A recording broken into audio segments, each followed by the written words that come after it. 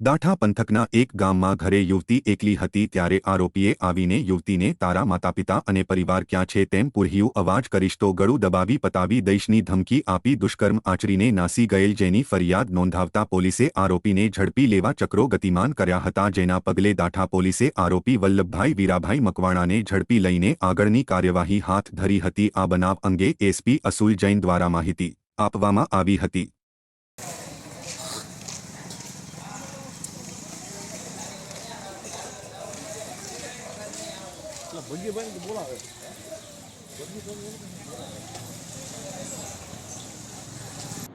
ગઈ તારીખ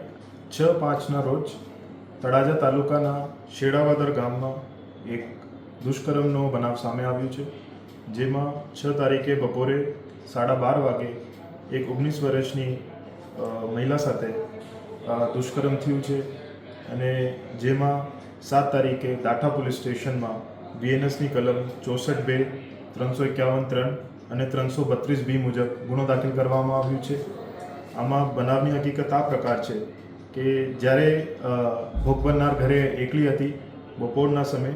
આરોપી વલ્લભભાઈ વીરાભાઈ મકવાણા જે શેડાવદર ગામનો છે એ એમના એકલાપણાનો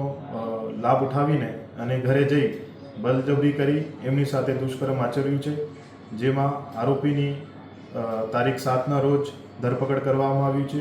અને આગળની તપાસ શરૂ છે।